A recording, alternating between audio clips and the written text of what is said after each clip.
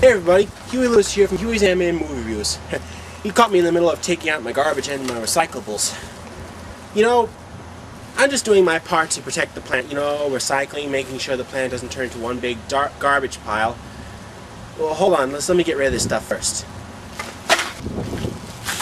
Cans going here. And regular garbage goes in here. There we go. You know, our planet is a very important thing to keep clean. If we didn't recycle, the whole world would be covered in nothing but trash. The hole in the ozone layer would be bigger than it already is. And we wouldn't be able to live on this planet. We would all die.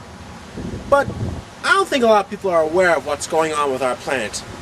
Thank God we have the media to tell us. On television, you have shows like Captain Planet of the Planeteers and Magic School Bus, while on film, you have movies like Once Upon a Forest, Happy Feet, heck, even Godzilla vs. the Smog Monster. But the movie I'll be reviewing today is a very special one from my childhood. It's one I've watched over and over and over again, and it'll always have a special place in my heart, along with the other great anime movies of my childhood. To quote the poster, "Just beyond your dreams lives a secret world, where every tree is a home, every sound is a song, and humans exist only in fairy tales. Until now." Released on April 10th, 1992, the movie is FernGully, The Last Rainforest. The film tells the story of FernGully, a rainforest near Mount Warning, Australia.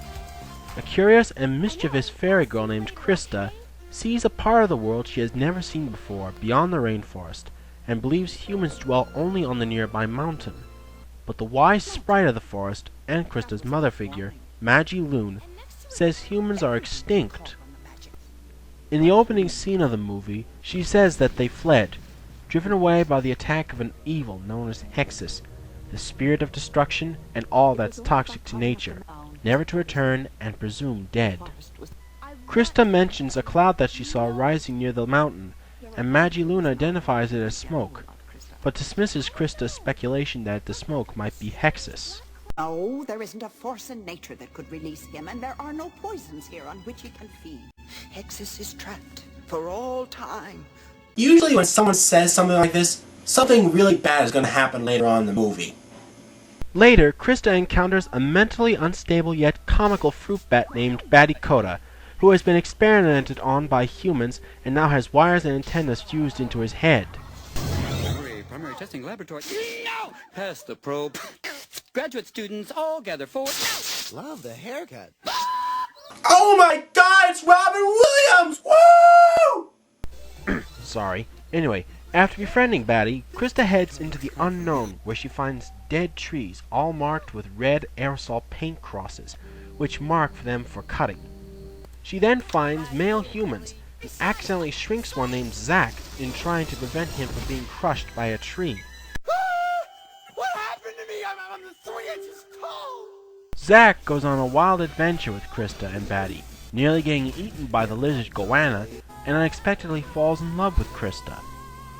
Meanwhile, Zack's superiors cut down an enchanted boab tree that Zack had marked. The cutting down and processing of the tree by the lumber mill-like leveler machine releases Hexus, who wishes to get revenge upon the fairies of FernGully, specifically Maggie Loon, for imprisoning him in the tree many years ago. Told you something really bad would happen later on, didn't I? Hexus apparently gains power from pollution, as he can be seen streaking from the smokestacks of the leveler. He manipulates the lumberjacks and their leveler into tearing down the rainforest in the direction of the fairies by the next morning, thereby destroying the very fabric of their world. He does this under the vocal guise of their boss. New orders, boys. You're going to FernGully, and I want you there by morning. And make sure you got plenty of oil. And after Hexus has absorbed enough pollution, he gains a physical form, which towers over the leveler. Yikes, that's scary. Up until this point, all the fairies haven't had a clue as to what danger awaits them. That is, until Zack tells the truth about who he is and what the humans are doing in FernGully. They're cutting down trees. They're destroying the forest. And I was helping them do it. Once the truth is revealed, the fairies all join forces and fuse their powers together, creating a protective tree cage. Maggie sacrifices herself, giving her power to the fairies and even Zack, and it is up to Krista and the other fairies to defeat Hexus. I'm back! Zack climbs into the leveler and turns it off, causing Hexus to lose the energy that he was gaining and disappear. And they live happily ever after. Wait, what's going on?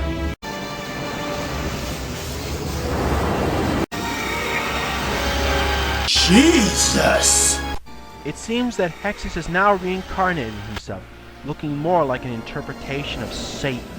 Krista seemingly sacrifices herself like Maggie did by allowing Hexus to devour her in one bite, and uses her powers from inside him to grow a seed she had with her to again imprison Hexus, once and for all. However, she emerges unharmed and alive from a flower soon after. Krista sadly resizes Zack to normal size, and he sets off with his fellow lumberjacks, Tony and Ralph, to try to stop the destruction of the rainforests. Now that is a good movie. It still kind of brings a tear to my heart to this day. Just give me a minute, I'll be fine, Okay, I'm okay, I'm good. I'm okay. The voice actors for this movie are amazing. I mean, we've already established that Robin Williams provides the voice of Baddie. Aside from him, Samantha Mathis plays the voice of Krista, Jonathan Ward plays Zack, Christian Slater plays Krista's friend Pips, and British actor Tim Curry plays the villainous Hexus. The music and songs are great too. The first song is Life is a Magic Thing, performed by Johnny Clegg, played during the movie's opening.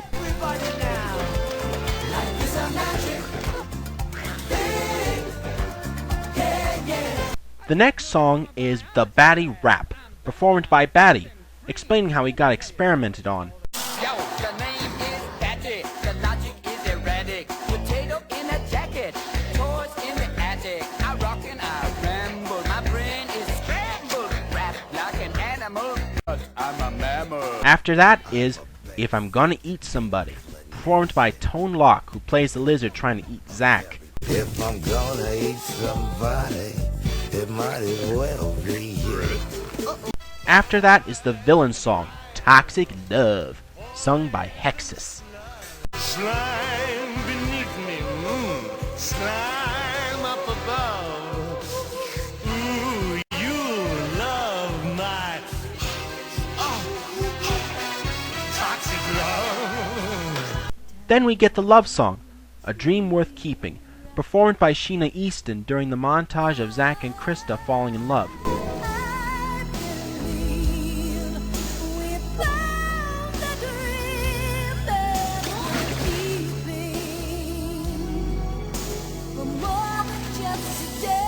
And the final song is Some Other World, performed by Sir Elton John during the end credits. All in all, FernGully is a fantastic movie. A modern-day fairy tale for children and adults alike. I give it 4.5 stars out of 5. Well, that's all for now. Be sure to join me on my next review. See you at the movies. Anime movies, that is.